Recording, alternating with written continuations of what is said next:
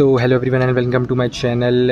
Hopefully आपने मेरी previous video को बहुत अच्छे से देख लिया होगा, जिसमें मैंने आपको सारे मेडिकल कॉलेजेस के कट ऑफ बता दिए हैं 2025 राउंड 1 के। और अब मैं डालने वाला हूँ सबसे ज़्यादा जो डिमांड आप लोगों की आ रही थी कि सर प्लीज़ डॉक्यूमेंट्स का बता दीजिए, कौन कौन से लेकर के जाने हैं और क्या प्रोसीजर रहने वाला है उन डॉक्यूमेंट्स के लिए, वो मैं आप लोगों को पूरा अच्छे से समझा देता हूँ इस वीडियो में। ठीक है, तो देखिए सबसे पहले आप लोगों को अपने नोडल सेंटर पे जाना है। तो आप लोगों का नोडल सेंटर का प्रोसीजर बेसिकली कल या परसों से चालू होने वाला है और 2 फेज़ में चलेगा वो। तो वो डेट्स आप लोगों के पास ऑलरेडी आ चुकी हैं। ठीक है, बीच में 1 दिन का गैप है। फ़ेज़ 1 हो जाएगा, फिर गैप के बाद फ़ेज़ 2 चालू हो जाएगा। तो बेसिकली इस बार इन लोगों ने क्या किया है कि ये प्रोसीजर काफ़ी हेक्टिक होता था, काफ़ी जल्दीबाजी मचाते थे सब लोग, लाइन में लग के रहना पड़ता था, सुबह सुबह जल्दी आना पड़ता था। तो वो थोड़ा आप लोगों को इसमें रिलैक्सेशन देखने को मिला है। तो वो एक बहुत अच्छी चीज़ है कि भाई इस बार इतना भागा दौड़ी नहीं होगी, डेट्स भी हैं आपके पास काफ़ी अच्छी खासी और गैप भी है। तो आप लोग तैयारी अच्छे से करके रखना डॉक्यूमेंट्स की, मैं आप लोगों को जो अच्छे से एक्सप्लेन करने वाला हूँ। ठीक है, अब दूसरी चीज़ ये है कि यदि आपने अगर अभी तक अपने डॉक्यूमेंट्स प्रिपेयर करके नहीं रखे हैं तो अभी भी आप लोगों के पास टाइम है, जितनी जल्दी हो सके आप लोगों को अपने डॉक्यूमेंट्स अरेंज करके रख लेने हैं। और ऑनलाइन डॉक्यूमेंट्स नहीं चलेंगे, आपके हाथ में उसकी हार्ड कॉपी होनी चाहिए जिससे कि आप उसको दे पाएँ। साथ में फ़ोटो कॉपीज़ भी करानी है, मैं आपको अच्छे से एक्सप्लेन कर देता हूँ। ठीक है, जो भी नोडल सेंटर आप लोगों ने भरा था वो नोडल सेंटर पे आपको जाना है। ठीक है, उस नोडल सेंटर पे जा करके आपको एक बड़ा सा फॉर्म मिल जाएगा। ठीक है, तो पहले तो आप अपना अलॉटमेंट लेटर डाउनलोड कर लीजिए। वो अलॉटमेंट लेटर को आप ज़रूर ले करके जाना। ठीक है, अब वो जो आपको अलॉटमेंट लेटर पे भी लिखा होगा कि आपको कहाँ जाना है। ठीक है, पक्की बात है वो अलॉटमेंट लेटर पे लिखा होगा कि आपको कहाँ जाना है। नहीं लिखा है तो आप लोगों ने जो भी नोडल सेंटर भरा था वहाँ पे आपको जाना रहेगा। ठीक है, देखिए अब बेसिक प्रोसीजर क्या है कि वहाँ पे आपको एक पेपर मिलेगा। उस पेपर पे आपको अपनी फॉर्म्स जो स्टार्टिंग में डिटेल्स होती हैं उस फॉर्म में वो आपको भरनी रहेंगी। जैसे नेम भरना है, अपना कैटेगरी भरना है, एड्रेस भरना है। ठीक है, अब कैटेगरी में ऐसा है कि देखिए जो आपकी एक्चुअल कैटेगरी है उससे तो अब आपको कोई बेनिफिट है नहीं है, तो आपको UR और OP ही भरना पड़ेगा क्योंकि आपको उसी पे ही एडमिशन मिला है। ठीक है, तो वो सारी चीज़ें भरने के बाद आप लोग के आएंगे डॉक्यूमेंट्स। ठीक है, तो वो डॉक्यूमेंट्स की मैं आपको सीक्वेंस वाइज सारी डिटेल्स बता देता हूँ। सबसे पहले आप लोगों का लगेगा ओरिजिनल अलॉटमेंट लेटर। ठीक है, ओरिजिनल अलॉटमेंट लेटर मतलब कि जो आपका अभी अलॉटमेंट लेटर आया है उसको आप प्रिंट करा लो। अगर उसमें फ़ोटो मांगी है तो फ़ोटो भी चिपका लो। पासपोर्ट साइज़ फ़ोटो अभी की लेटेस्ट वाली होनी चाहिए, पुरानी नहीं होनी चाहिए। और अगर आपके पास नीट के टाइम की पड़ी हुई है तो यदि आपकी शक्ल में कुछ ज़्यादा चेंजेस नहीं आए हैं तो वो भी आप लगा सकते हैं। ठीक है, वाइट बैकग्राउंड में अच्छे से विदाउट स्पेक्स आप लोगों के पास फ़ोटोग्राफ होनी चाहिए पासपोर्ट साइज़। वो आप अगर उसमें मांग रहा है स्टिक करने के लिए तो वो आप स्टिक करके लाइए। ठीक है, तो ओरिजिनल अलॉटमेंट लेटर साथ में 2 set of self attested photocopy, यानी कि आप लोगों को जो है अपना अलॉटमेंट लेटर का फ़ोटोकॉपी कराना है और फिर उसमें सेल्फ अटेस्टेड यानी कि नीचे सिग्नेचर करने हैं। आपको खुद को उस फ़ोटोकॉपी में सिग्नेचर करने हैं, ओरिजिनल अलॉटमेंट लेटर पे सिग्नेचर नहीं कहने को बोल रहा है वो आप लोगों को अलॉटमेंट लेटर की जो फ़ोटोकॉपी आप कराएंगे उस पर आपको सिग्नेचर करना है। ठीक है, फिर आपका दूसरे नंबर पे आता है ओरिजिनल एडमिट कार्ड। ठीक है, तो एडमिट कार्ड यानी कि जिसको आप हॉल टिकट भी बोलते हैं, जब आप नीट का एग्ज़ाम देने जाते थे तो आप जो हॉल टिकट लेकर के जाते थे वो आप लोगों को लेकर के आनी है। प्लस उसकी भी फ़ोटोकॉपी होनी चाहिए 2, और वो भी सेल्फ अटेस्टेड होनी चाहिए, यानी कि उस फोटोकॉपी पे भी आपको नीचे सिग्नेचर अपनी करनी है। ठीक है, फिर उसके बाद आपका original NEET 2025 score card letter, जो आप लोग का रिज़ल्ट आया था नीट का, उसको आप प्रिंट करा के रख लीजिए। ठीक है, वो आप लोगों का उसकी भी 2 फोटोकॉपी करानी है, साथ में वो भी सेल्फ अटेस्टेड होनी चाहिए। ठीक है, उसमें भी सिग्नेचर करने फोटोकॉपी में। फिर 4th नंबर पे आपका है ओरिजिनल वेरिफिकेशन स्लिप। तो ये आपने जब वेरिफिकेशन करवाया होगा तो आपको एक स्लिप मिली होगी। वेरिफिकेशन स्लिप आप लोगों को डाउनलोड करके रखनी थी या फिर स्क्रीनशॉट लेके रखना था, उसका आप प्रिंट आउट करा के लाइए, उसकी आप 2 फोटोकॉपी कराइए, उस पर भी अपने सेल्फ अटेस्टेड यानी कि सिग्नेचर दोनों फोटोकॉपी पे करके लेकर आनी है। फिर उसके बाद नेक्स्ट आपका है सिक्योरिटी मनी सबमिशन स्लिप, यानी कि आपने 2 लाख रुपए जो भरे हैं वो सबमिशन आपका यदि हुआ है तो उसकी भी आपको स्लिप मिली होगी। उसका भी आप लोगों को प्रिंट करा करके लाना है, ठीक है। और उसकी भी 2 फोटोकॉपीज़ होनी चाहिए जो कि सेल्फ अटेस्टेड होनी चाहिए। ये आपका 5th नंबर पर रहेगा। सीक्वेंस से बता रहा हूँ, इसी सीक्वेंस के आपको बना करके लाना है, इसी ऑर्डर में होना चाहिए। नंबर 1 पे अलॉटमेंट लेटर होना चाहिए, उसके पीछे एडमिट कार्ड होना चाहिए, उसके पीछे नीट 2025 का स्कोर कार्ड होना चाहिए, फिर ओरिजिनल वेरिफिकेशन स्लिप होना चाहिए, फिर सिक्योरिटी मनी सबमिशन स्लिप होना चाहिए।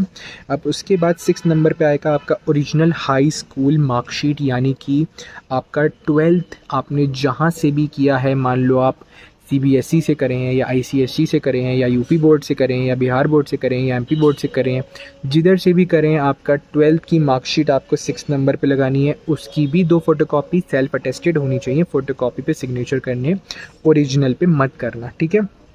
फिर आपका आ जाएगा ओरिजिनल हाई स्कूल सर्टिफिकेट, ठीक है। हाई स्कूल सर्टिफिकेट भी साथ में मिलता है। अगर आपको नहीं मिला है तो कोई बात नहीं, घबराने की बात नहीं है। लेकिन अगर जिन जिन बच्चों को मिला है, जैसे काफ़ी बच्चे ड्रॉपर्स हैं, तो जिस टाइम पे मिला करता था, तो आपको फिर ओरिजिनल अपना सर्टिफिकेट भी जो आपका 12th क्लास में इसके साथ मिला होगा मार्कशीट के साथ, वो भी लगाना है। उसकी भी 2 फोटोकॉपी होनी चाहिए सेल्फ अटेस्टेड, ठीक है। फिर आएगा आपका 7th हो गया। अब 8th नंबर पर आएगा आपका ओरिजिनल इंटरमीडिएट मार्कशीट, यानी कि 10th की मार्कशीट आप को लेकर के जानी है ओरिजिनल। जिस भी बोर्ड से आपने दिया है तो 10th की आप मार्कशीट लेकर के जाइए, और साथ में 10th का सर्टिफिकेट भी। यदि आपको मिला है तो ठीक है, नहीं मिला तो कोई इशू नहीं है, घबराना मत, ठीक है। और इसमें भी सेल्फ अटेस्टेड फोटोकॉपी 2 और सिग्नेचर होने चाहिए आपके, ठीक है। ये आपकी हो गई 9 चीज़ें। फिर देखिए, आप डोमिसाइल का पूछते हैं तो डोमिसाइल का कोई इतना नीड नहीं है, लेकिन यदि आपके पास है तो आप लेकर के चले जाना, कोई इशू नहीं है। लेकिन डोमिसाइल के बिना आपका एडमिशन नहीं रुकेगा, ठीक है। फिर उसके बाद आपका आता है original BSc BA biotech last passing marksheet.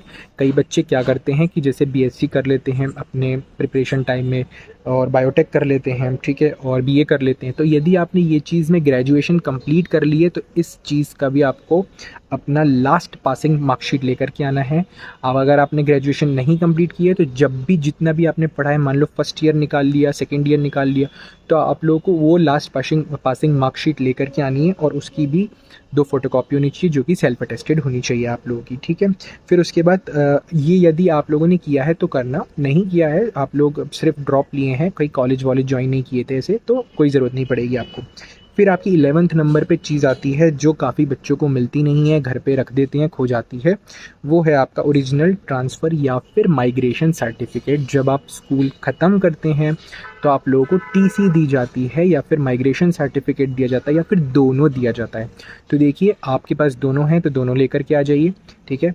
और ओरिजिनल आपको लेकर के आना है। इन दोनों की साथ में 2 फोटोकॉपीज़ होनी चाहिए, सेल्फ अटेस्टेड होनी चाहिए।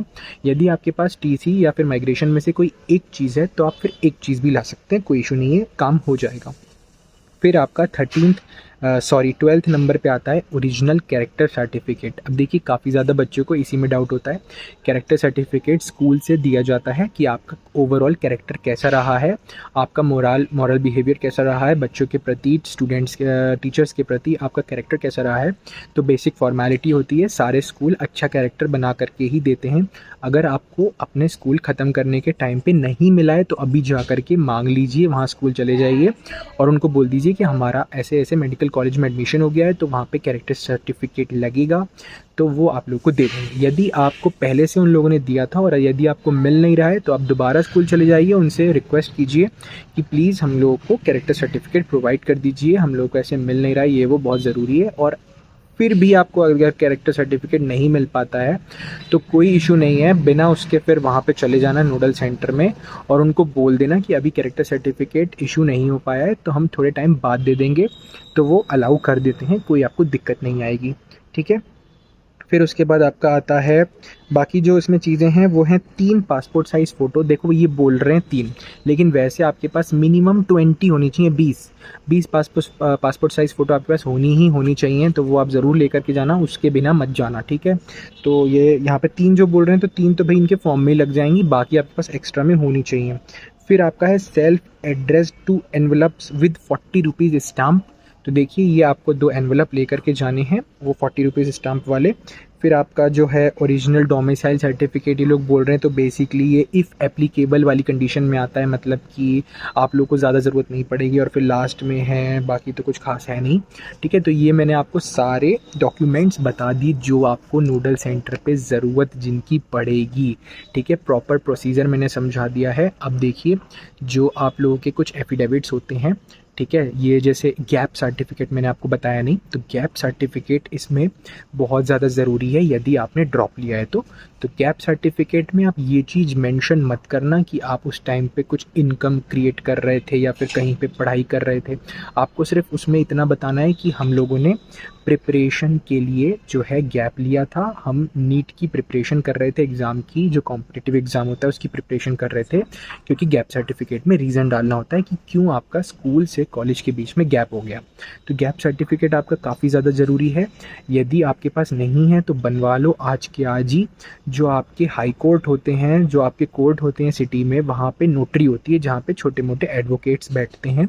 यदि आपके पहचान में कोई बड़े लेवल का एडवोकेट है तो आप उससे बात कर सकते हैं। अदरवाइज़ आप नोटरी पे जाइए, नोटरी पे जा करके वहाँ पे अपना आप जो है वो बोलेंगे कि 500 रुपये का स्टाम्प लगवा लो या फिर उससे महंगा, तो ऐसा कुछ मत करना। 100 रुपीज़ के स्टाम्प में भी काम हो जाता है, 50 रुपीज़ में भी हो जाता है, कोई इशू नहीं आएगा आप लोगों को। गैप सर्टिफिकेट बनवा लो अपना जा करके, ठीक है।